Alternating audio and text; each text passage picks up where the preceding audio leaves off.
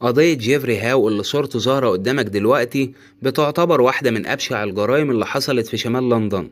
المحققين ما كانوش عارفين مين هو القاتل، وما قدروش حتى يحددوا هوية المجني عليه، وده ببساطة لأنهم عثروا على أجزاء منه في أماكن متفرقة. الموضوع كان فيه لغز محير وغامض، والقصة مرعبة جدا لدرجة إنهم عملوا عليها أفلام سينمائية مشهورة. كفاية كده مقدمة وتعالى أحكي لك القصة بالتفصيل وبشكل مختصر. تابع معايا الفيديو للنهاية. ملحوظة أخيرة: لو أنت سنك صغير أو بتخاف فبلاش تسمع القصة. الأحداث بتبدأ في سنة 2009. وقتها كان شغال واحد اسمه رودجر في المزرعة بتاعته. أثناء ما هو راكب الجرار وبيلف يعني في المكان، لاحظ إن في شنطة مجهولة كانت مرمية على جنب السور بتاع المزرعة. شيء كان غريب بالنسبة له وملفت للنظر، وهو ده السبب اللي خلاه يوقف الجرار وينزل منه ويروح يشوف الشنطة دي جواها ايه، ويعرف ايه القصة بتاعتها. المهم أول ما فتحها لقى جواها شيء مجهول، كان ملفوف جوه قطعة قماش وكمان متربط بإحكام. حاول رودجر إنه يتشجع ومد إيده جوه الشنطة علشان يفك القماش ويعرف إيه هي الحاجة دي، لكن أول ما عمل كده كان شال إيده بسرعة وقعد يصرخ من شدة الرعب لدرجة إن جسمه كان بينتفض مكانه. وده باختصار لأنه هو حس من جواه إنه لمس حاجة بشرية، زي ما تكون رجل أو قدم إنسان، وفي الحقيقة هي هتطلع كده. المهم بدأ يمسك أعصابه بالعافية وعلى طول هرب من جنب الشنطة. اتصل بالشرطة وبلغهم بالأحداث اللي فاتت دي. بعد حوالي 10 دقايق كان جاله 2 من المحققين علشان يعاينوا الواقعة ويبتدوا يعني يمشوا في القضية. فتحوا الكيس أو الشنطة ولقوا جواها قدم بشري، وطبعا كانوا في حالة شديدة من الذهول، مش عارفين ليه القاتل عمل ده كله في الضحية. هل الانتقام يوصل للصورة البشعة دي؟ ده حتى مرحمهوش بعد الموت. المهم ان الشرطة بدأت تحس ان القضية دي هتكون معقدة بالنسبة لهم وفيها يعني ألغاز كتير، وده باختصار لانهم معصروش على جثة كاملة بحيث انها تسهل عليهم تحديد هوية المجني عليه او الضحية. ودلوقتي مفيش قدامهم غير الطب الشرعي علشان يعملوا تحليل الحمض النووي، يمكن يوصلوا لحاجة جديدة. ولما نتيجة التحليل ظهرت للأسف إن صاحب القدم ما كانش ليه أي بيانات متسجلة عندهم، بدأوا يعملوا حملات تفتيش مكبرة ويسألوا الناس اللي في الشوارع، وكل ده على أمل إنهم يوصلوا لأي معلومات تدل على الجاني. يعني مثلا لو كان حد شافه أثناء ما بيرمي الشنطة فيقول للشرطة على أوصاف الشخص ده، لكن من سوء الحظ محدش أبدا كان شافه في اللحظات دي. طبعا الشرطة كانت حجزت رودجر عندهم على ذمة التحقيقات. مش بعيد يكون هو القاتل وبيمثل يعني إنه ما يعرفش حاجة عن الموضوع، لكن في الحقيقة كان واضح عليه إن هو فعلا تعبان نفسيا، وكل ده حصل له من هول الموقف المرعب اللي مر بيه. لكن طبعا الشرطة بتتعامل بالمستندات والأدلة القاطعة، يعني بتركن المشاعر على جنب وملهمش دعوة بالشخص ده إذا كان بريء ولا مدان.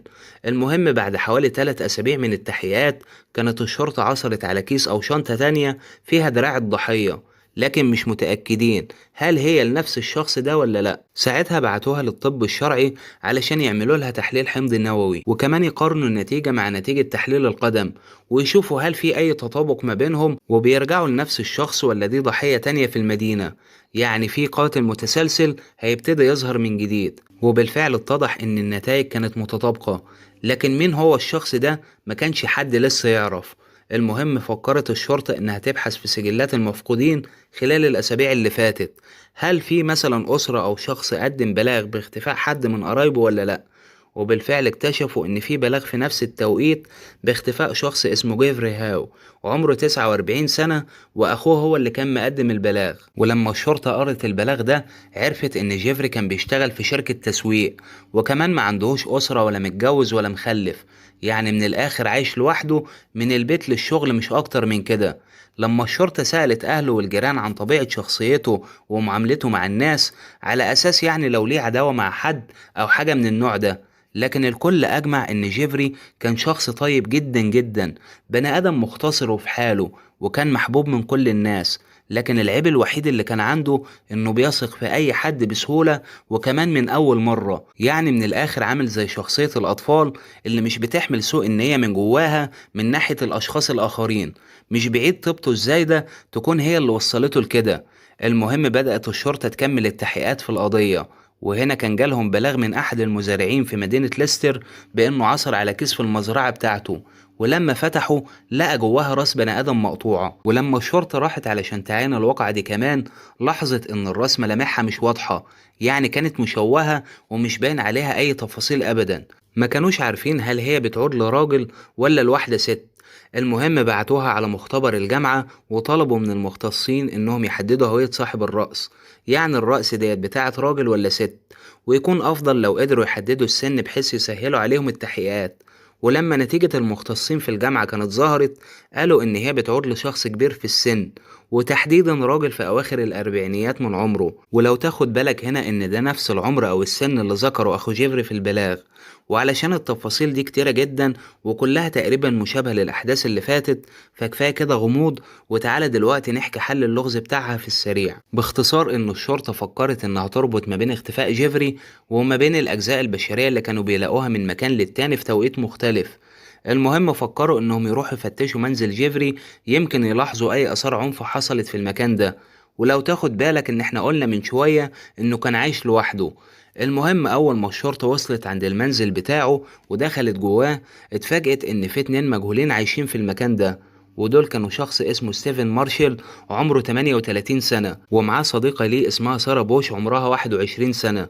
ولما الشرطة سألتهم انتوا مين وبتعملوا ايه هنا، فقالوا احنا اصدقاء جيفري، وبقالنا فترة عايشين في المكان ده، وكنا بنمر بمشاكل مادية وما عندناش منزل نسكن فيه. فكان عرض علينا جيفري ان هو يأجر لنا أوضة عنده في مقابل مبلغ بسيط من الإيجار.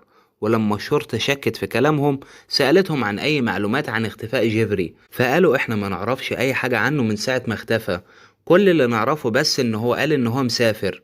ولما الشرطة فتشت المنزل، لاحظوا إن الباسبور بتاعه كان موجود في الدولاب، وده بيدل على إن هم ناس كدابين. ورجعت الشرطة سألتهم ليه ما قدمتوش بلاغ باختفائه، وهنا كان بدأ التوتر والقلق يظهر على ملامحهم هما الاتنين. بدأوا يتهتهوا في الكلام وما كانوش عارفين يردوا على الشرطة ويقولوا لهم ايه. ولما بدأوا في معاينة المنزل، كانوا اكتشفوا آثار دم تحت السجادة، وهنا كان تم القبض على ستيفن وسارة علشان يحققوا معاهم.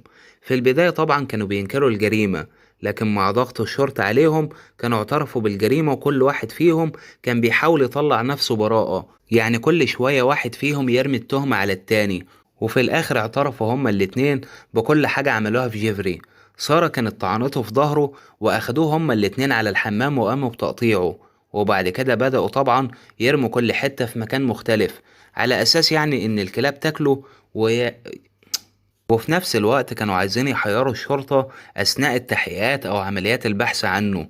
آخر حاجة نذكرها النهاردة إيه هي دوافع القتل. باختصار زي ما قلنا، كانوا بيمروا بمشاكل مادية، يعني كان الهدف هو السرقة. باعوا العربية والموبايل بتاعه وحاجات تانية من عفش البيت، وكانوا بيستخدموا الفيزا بتاعته في السحب من المكنة. ده غير إنهم عايشين في المنزل من غير ما يدفعوا إيجار. وطبعا لما كله ده هيخلص كانوا ناويين يسيبوا المنزل ويمشوا منه.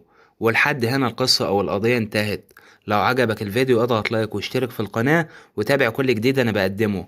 ما تنساش أهم حاجة رأيك في التعليقات دلوقتي، وشارك المحتوى علشان القناة تكبر بيك وأقدر أستمر معاك الفترة اللي جاية. سلام.